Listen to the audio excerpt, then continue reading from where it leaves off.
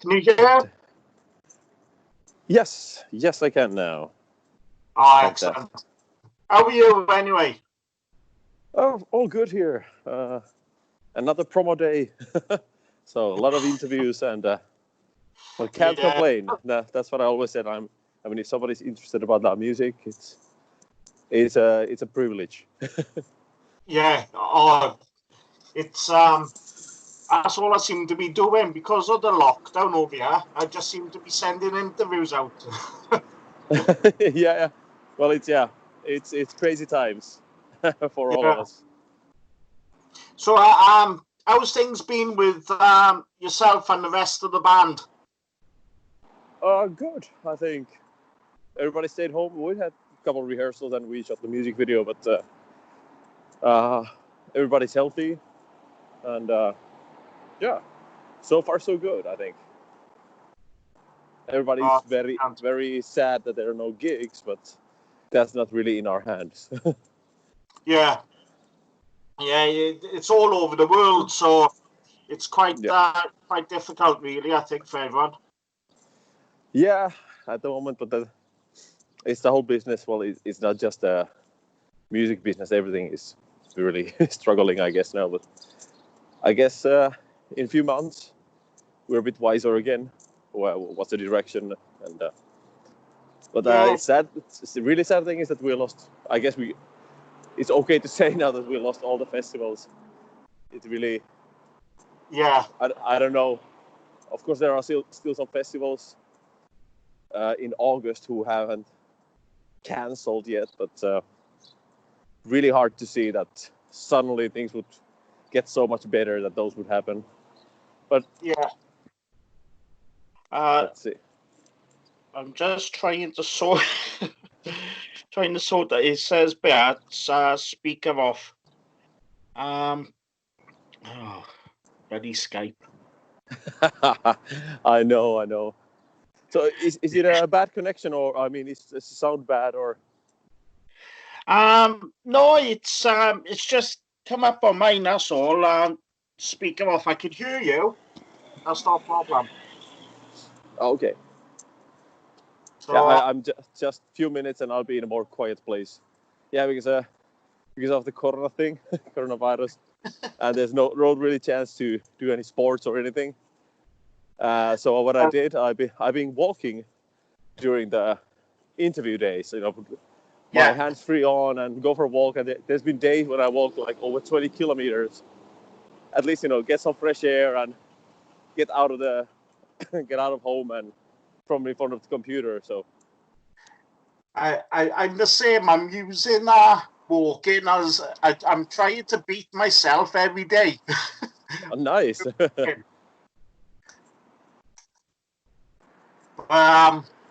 It's I take my dog out and we go out and we do our walk daily. Like you said, get some fresh air.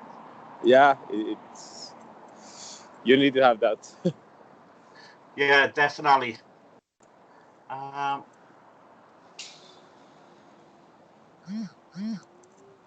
bloody thing.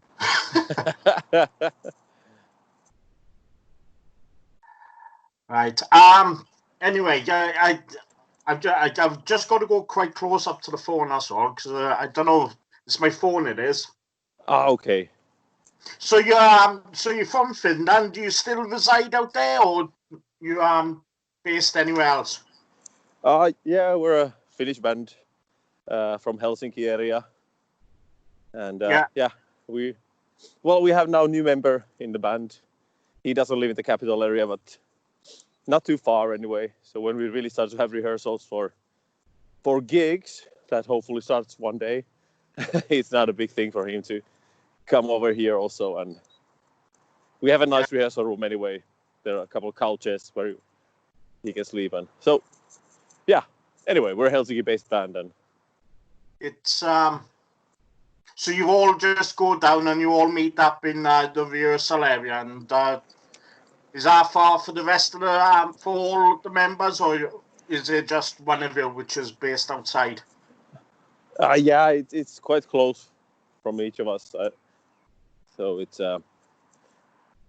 well connected also with the public transportation, so it's really easy to get close to the rehearsal room. And yeah, and it's just for us because, of course, it's a bit more expensive because usually the rehearsal rooms are shared with another band.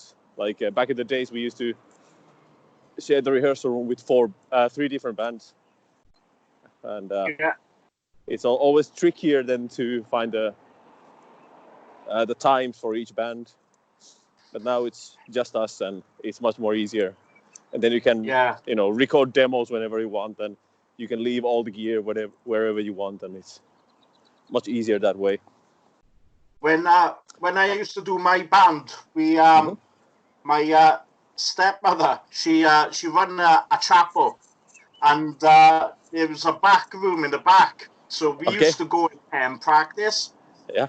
And we used to mess around with the crosses, turning them upside down, and the usual. You're told off. Look, we're not gonna let you use it anymore if you keep messing around with the crosses. Boys will be boys. Yeah. We used to travel down to Cardiff, and there was a professional, well, still is a professional rehearsal studios down there. So we would go down there because it would save us taking some equipment down. So they would have like PAs all set up, so we didn't have to take that down. And that's nice. Speakers and amps and things like that. So it saved us quite a bit. Yeah. You don't need to take that with you all the time, and I remember when I was much younger, we used to rehearse with my very old band. It was like a local youth house. Yeah. And these rooms were used for many, many things. And we had like rehearsals 1 or 2 times a week. And every time you needed to build up everything and then dismantle everything, all the drums, all the PA, everything, and then put them in the very small closet. Yeah. And it was we didn't have to like take them to another place, because that also has happened that sometimes people need to take their own drums with them in a car and they go to a rehearsal room. And we are crazy breed musicians, for all the things we do for music. We used to do the same. There was a little room off which we could put our equipment in, and that chapel was haunted. Yeah. Okay. It was so bloody horrible because the light switch was at the furthest end, so you have to go through this really intimidating bloody chapel to go and put the lights on. And we used to bloody toss a coin to see who would be switching the light off. Because if you put 10 o'clock at night, and we're like, all of us, I'm not doing it. Yeah, you imagination start to play tricks on you when, So, growing up, what artists influenced you and your direction with the band? One of the main influences, I had to say, is Iron Maiden. Without them, the whole band would not exist. But anyway, the kind of the more obvious cornerstones for our music, it's like 90s melodic death metal, like old Amorphis, old Dark Tranquility, and this kind of stuff. Yeah. And then Markus, who is the founder of the band, he was and he still is very much into Nordic and like Irish folk music, and the idea started from there to have something very powerful and like the metal, but have boosted even more melodic way than the melodic death metal bands were doing in the 90s. He wanted to even make it even more melodic, kind of. Yeah. It's I was listening to the music the other day, and don't get me wrong, it gave me the feeling of going out, getting absolutely drunk. Fantastic. Mission accomplished. Mission accomplished. It just made me want to go get drunk and just listen to music. Well, I get it. I guess we're all missing that quite much at the moment. Yeah. So, well, I hope our new album gives some relief for people in these troubled times, At least they can, listen to this kind of stuff and have a few drinks at home or something. Or maybe the bars have started to open also sooner. We shall see. Thing. It's yeah. I love bands which give me that feeling, which make me want to go out and socialize and not feel too depressed or anything like that. And any band which can make me say to myself, I need to go out and have a bloody drink is fantastic. Yeah, there's time for different kind of music, and like sometimes at least for me, sometimes it's really cool to just listen to something totally different kind of, something that you really want to listen alone just to enjoy the music and solitude kind of. But yeah, there's definitely music that's much better when you enjoy it with a bunch of friends and being total shit-faced. I could just imagine being absolutely drunk in a field, watching your band play in a festival. It just gave me that feeling. I just wanted the festival to come. Exactly. Yeah, I can kind of read that between the lines. That is Yeah, it's great. Since I've been doing this, the amount of different bands I've got to listen to and stuff like that. And I was saying to another artist last week that my range of music goes from Kiss all the way to Behemoth. Yeah. Music is a beautiful thing. Music now, so it doesn't matter what the band.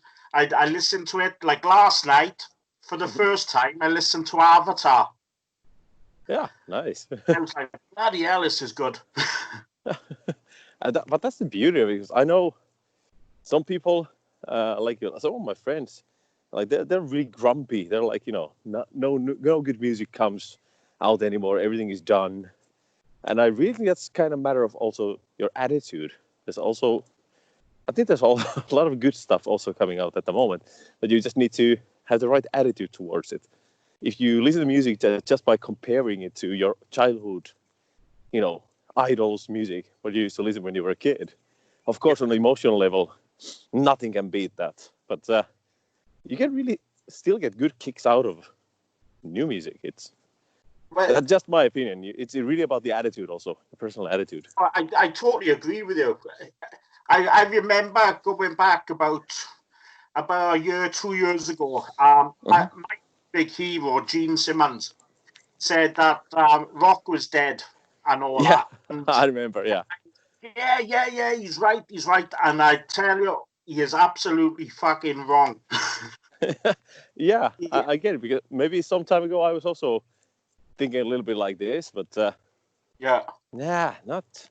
music is a beautiful thing. It goes forward, and it will go forward way long after we're gone. Definitely. There's something so primordial, people gathering together and enjoying music and singing together. It's been going on for thousands of years, and it will keep going. Well, that's the thing. You might not get the bands like Iron Maiden and Kiss and Metallica, which could fill out stadiums, but you've got bands which earn their right to be in arenas and in headlining festivals, and that is the main thing. Yes. I think it goes back to the 60s and 70s. Yes, and Woodstock and that. But like bands like you just mentioned, they all started as a small bands. They didn't start as stadium bands. So no, definitely. So it's just they were young guys, making music that they loved. They were enjoying the small, sweaty club shows where there was 10 people. Yeah. But they just did their stuff so well with such a passion. Yeah. And they got the success. Yeah. Of course, it's also about right timing and connections and everything. But all these bands, they work their ass off, and they kind of, I don't want to sound too dramatic, but kind of sacrifice their whole life for this one dream. And I'm happy for them. But the other thing as well is that back in those days, like now, I only listen to vinyl. It's got to be vinyl. And I get it. back all those years, you didn't have any other platform bar maybe cassette tapes. As Exactly. now it's all Spotify, things like that. So I think it makes it harder for bands now to get that. The exposure can be there, but the financial side of it is not. Yeah, it's definitely a different business than we don't even have to go, let's say 10, 15 years back. We already started to change a lot. Everything has changed so much. But yeah, if you really look back like 90s, 80s, stuff like that, it was absolutely different thing. But, but bands nowadays, they need to cope and adapt with the changing industry. But I still think no matter what the kind of the format, I still think the bands still create the music from their hearts. Yeah, definitely. Yeah. Music is something which I fell out of love for a very short space of time, but this lockdown has made me realize that I've got that love back. Yeah. So let's talk about your upcoming album. You'll have to excuse my pronunciation. No worries. Is that how you pronounce it? It's an English word. I'm from Wales. My accent is rubbish. It's actually very charming if a guy can say like this to another guy. But it's an English word. It origin in Greek word. It kind of synonym of kind of nautical, maybe something related to sea. Yeah, Thalastic. Thalastic, yes. Yeah. That comes out in July, beginning of July. Do you think you'll have any difficulties with the promotional side and the release of it? Well, of course, touring is the main thing. Then, the thing that we have done for the last 15 years. We've been doing that. Yeah. Like I've always said, like I've been away from home for like half of the year, pretty much since I joined the band. Yeah. So of course it's gonna be a totally different angle this time. But we'll do our best. The good thing is that like at the label Metal Blade, they really love the album. They put a lot of efforts for the promotion. There's gonna be like yesterday actually there was the first behind the scenes video that came out where we introduced the studio and the new fifth member, and there's going to be a lot of these kind of small videos to increase the hype and show fans a little bit behind the scenes and tell a little bit the stories behind the lyrics and we're also planning to do this like stream gig, but ENSIFERUM has always been known for being very energetic live band, and we always have very crazy audience, like crazy mosh beats and crowd surfing and sing along. So I don't know, it's gonna be very weird to play without the audience. So we have to come up with some kind of twist for the show. But yeah, we're planning to do all this kind of stuff, and after the promotional, the biggest busy with the promotion is done, I think we're gonna start writing the next album because there's a lot of time now. Yeah, we had the whole calendar pretty much full, starting from April this year, and it would have gone all the way until end of next year. So wow. everything is now cancelled or postponed, and so. But anyway, you can't just lie still and be like depressed because it's something that is not in your hands. You need to come up with new ideas. Like what I did when the corona started, I did my very first solo release. I'd never done anything like that. I made like industrial metal EP, and it's actually now being mixed, and I hope to release it in June, early June. Oh, brilliant! Yeah.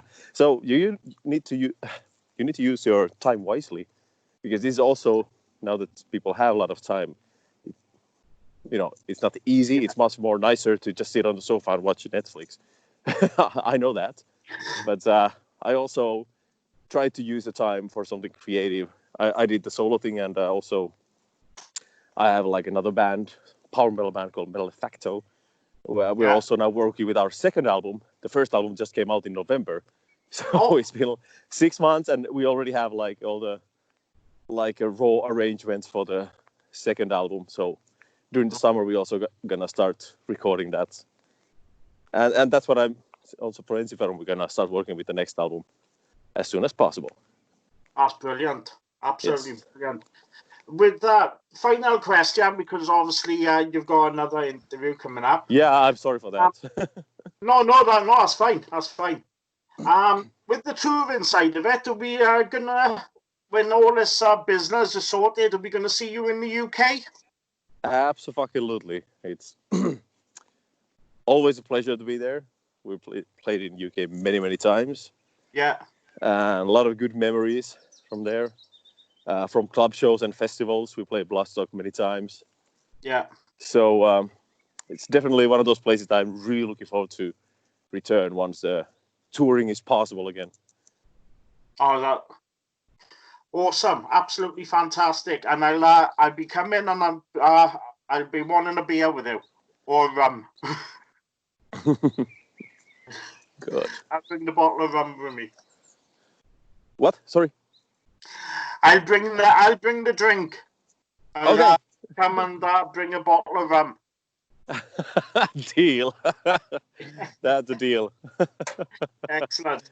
Well, I look forward to coming over to the UK, and as soon as the dates are announced, and as soon as I get a chance to review the album, I'll be putting that up. But I'm really looking forward to it. It's something which I've ticked on my calendar, and okay, nice. Can't wait. Fantastic. Nice to hear. All right. Hey, thank you very much. It was a pleasure. Break. Yes. All right. Hey, take care. Stay safe, and let's see you on the road someday. Yeah, definitely. Once you're in the UK, I will be over to come and see you. Excellent. Brilliant. Okay. Cheers, mate. Take care. Cheers. Care yourself.